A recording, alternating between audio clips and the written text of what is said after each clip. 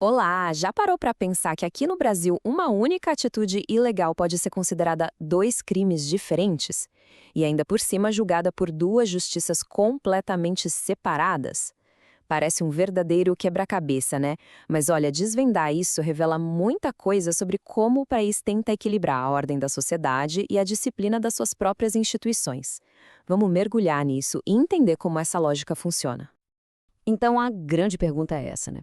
Como é que pode uma mesma ação levar a dois julgamentos, em tribunais que às vezes não têm nada a ver um com o outro? A resposta, no fundo, está no jeito que a nossa lei foi desenhada para proteger duas coisas ao mesmo tempo. De um lado, os cidadãos, e do outro, a própria estrutura das nossas forças de segurança. E para a gente entender essa dualidade toda, a gente precisa focar em dois conceitos que são centrais: o crime comum e o crime militar.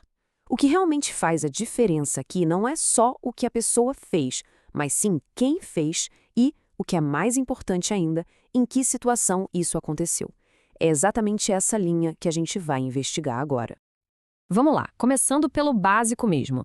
A gente está falando de um ato só, que de repente pode acionar dois tipos de justiça. Pensa que são como duas pistas paralelas, sabe? Cada uma com suas próprias regras, seus próprios objetivos. De um lado a gente tem a justiça comum e do outro, a justiça militar. Olha só, a divisão fica bem clara quando a gente coloca um do lado do outro. De um lado está o crime comum. Esse é o que vale para todo mundo, qualquer pessoa. A ideia aqui é proteger a sociedade como um todo, sabe? Proteger a vida, o patrimônio.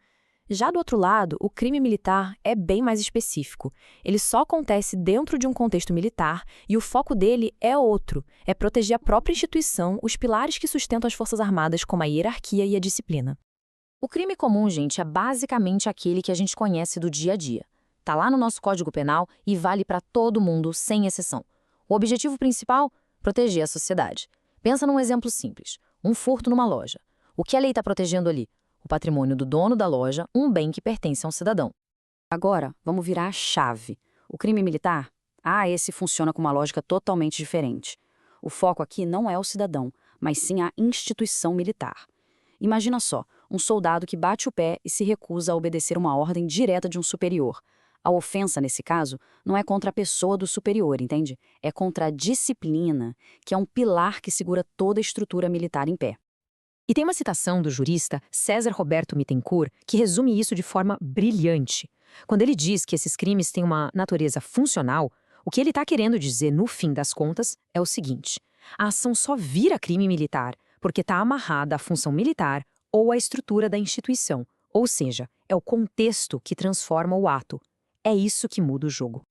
Ok, a gente entendeu a diferença na teoria, mas na prática, como é que um juiz ou um promotor decide para que lado vai o caso? Bom, não é no achismo, não. Existe um roteiro, um conjunto de critérios bem claros para fazer essa separação.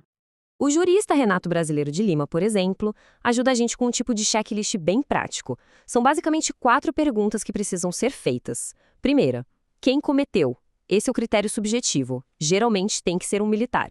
Segunda, o que foi atingido? Esse é o critério objetivo, que olha se a ordem militar foi afetada. Terceira pergunta, a ação está lá descrita como crime no Código Penal Militar? Esse é o normativo. E por último, o ato aconteceu por causa da função militar? É o critério funcional.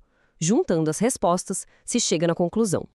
Beleza, agora que a gente já entendeu a diferença entre os crimes, vem a consequência mais direta disso tudo. Quem é que vai julgar cada caso? E a resposta para isso está numa palavrinha-chave do direito: competência. É ela que define qual tribunal vai cuidar do quê. A regra geral, que está lá no artigo 124 da nossa Constituição, é bem simples e direta. Funciona assim: se o crime é comum, quem julga é a justiça comum. Se o crime é militar, quem julga é a justiça militar. Ponto. Essa separação é um dos pilares do nosso sistema de justiça. Só que é aqui que a história fica um pouco mais complicada. Em 2017, uma lei mudou bastante as coisas. Ela meio que expandiu o campo de jogo da justiça militar. Como o jurista Guilherme Nucci aponta, a justiça militar passou a poder julgar até crimes que estão previstos no Código Penal comum, aquele de todo mundo. Para ficar bem claro, imagina um homicídio. Em tese, justiça comum, certo? Mas se esse homicídio for cometido por um militar, em serviço, durante uma operação de garantia da lei e da ordem, aí o caso vai ser julgado pela justiça militar, e não pela comum. Essa mudança, como dá para imaginar, deixou essa linha que separa as duas justiças bem mais embaçada. E, claro, gerou e ainda gera muita discussão. Ok, para a gente ir amarrando tudo isso, vale a pena voltar para a pergunta essencial, né? Afinal de contas, por que existe essa separação? Qual é o sentido de ter todo um sistema de justiça só para os militares? Olha, a resposta no fim do dia é bem direta. Tudo isso existe para proteger a própria instituição militar. A ideia por trás é que, para as Forças Armadas funcionarem do jeito que se espera, a hierarquia e a disciplina têm que ser levadas ao extremo de forma super rígida. Então, o Código Penal Militar e a Justiça Militar entram como uma espécie de ferramenta para blindar esses dois pilares. É, no fundo, uma lógica de autopreservação para garantir que a máquina militar continue funcionando com eficiência. E tudo isso nos traz a uma reflexão final, que fica no ar. No mundo de hoje, onde a gente vê as fronteiras entre o que é civil e o que é militar ficando cada vez mais confusas, especialmente depois daquela lei que expandiu o poder da justiça militar, será que esse sistema duplo ainda faz sentido? Ele ainda é o melhor jeito de garantir que a justiça seja feita para todo mundo?